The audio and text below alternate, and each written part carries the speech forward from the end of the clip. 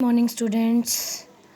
आज भी बेटा हम अपना जो चैप्टर है प्रपोजिशंस का उसको कंटिन्यू करेंगे और उसको फिनिश कर देंगे। आज हम प्रपोजिशन, आपको जैसे कि पता ही है कि वो वर्ड होते हैं जो कि often placed before a noun और प्रोनाउन, जो कि नाउन और प्रोनाउन से पहले आते हैं और जो क्या शो करते हैं, रिलेशन शो करते हैं उनका किसी अदर वर्ड, किसी अदर शब्द के साथ में वाक्य के अंदर।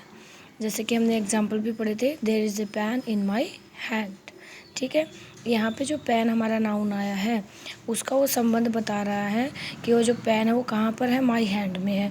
और ये जो हमारा संबंध उसने बताया कि पेन कहाँ है, वो किसने बताया है, इन ने बताया है। ठीक है, चलिए लेट्स स्टार्ट आवर चैप्टर। आज बेटा हम करेंगे प्रपोजिशंस ऑफ टाइम। इसमें हमारा एट इज़ यूज्ड, एट के बारे में हम देखेंगे कि पहले तो हमने प्लेसेस में किया था और टाइम में हम एट का यूज़ कैसे करते हैं। ठीक है, तो देखिए, फॉर ए सर्टेन मोमेंट और पॉइंट इन टाइम। जैसे कि हमने जो टेंसेस किए थे, टेंस में भी हमने किया है, जो परफेक्ट कॉन्टिन्यूस टेंस हमारा आता है उसमें हम फॉर और सिंस का यूज़ करते हैं। ठीक है, और ऐसे ही हमारा जो एट है, एट को भी हम किसके लिए यूज़ कर रहे हैं, टाइम के लिए यूज़ कर रहे हैं। कि जो टाइम होता है, ठीक है, जो पॉइंट इन टाइम, उसके लिए हम किसका यूज़ कर रहे हैं, या मोमेंट है कोई, उसके लिए किसका यूज़ करेंगे, एट का। जैसे सिंस क्या थे, हमारे एक सर्टेन मोमेंट को बताती थी, पॉइंट ऑफ टाइम को बताती थी, तो ऐसे ही हमारा एट यूज़ होता है। देखिए, ही रीच्ड हियर एट 5 AM। वो कितने बजे तक यहाँ पहुँच जाएगा, 5 बजे तक। आई शैल विजिट यू एट नून। ठीक है, मैं तुम्हारे पास कब तक पहुँच जाऊँगा, दोपहर तक।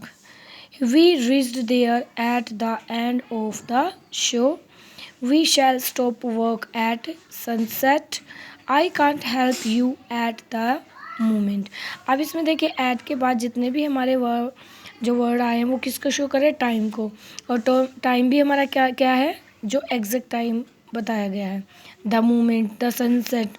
ठीक है, नेक्स्ट देखिए, for festival which mark A point in the year. Year में जो हमारा कोई भी फेस्टिवल आ रहा है उसके लिए भी हम किसका यूज़ करें, एट का। The boy bought toys at Diwali.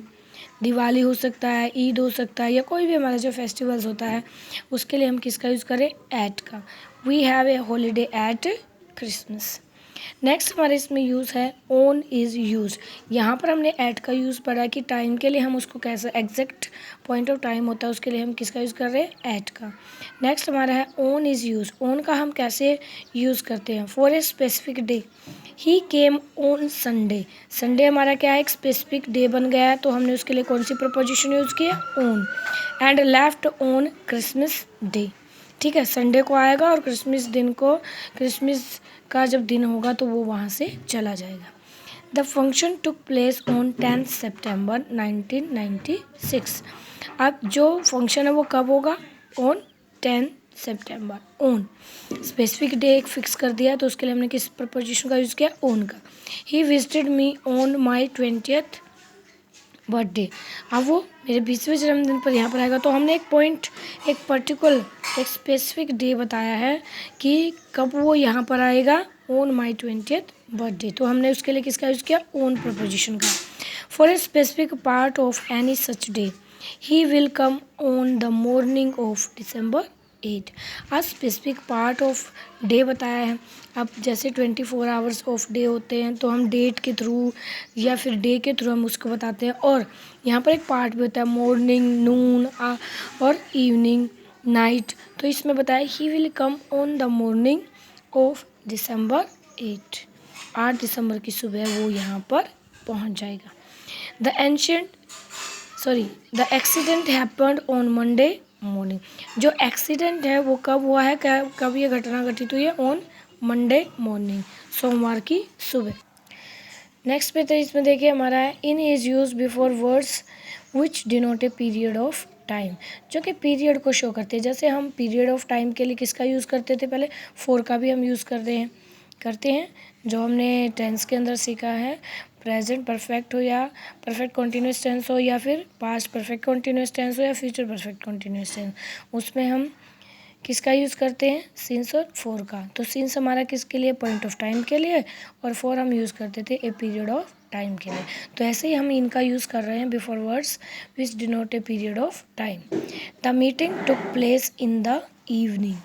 Evening एक सेशन बताया। अब इवनिंग कब की है, कैसे है, ना कोई डे मेंशन है इसमें स्पेसिफिक, ना कोई मंथ है, ना ईयर है। He went to school in the year 1987। अब इसमें ईयर तो बता दिया गया है कि कौन सा 1980। अब उसमें 12 मंथ्स होते हैं, कोई स्पेसिफाई नहीं किया। He went to school in the year 1987। I play every day in winter.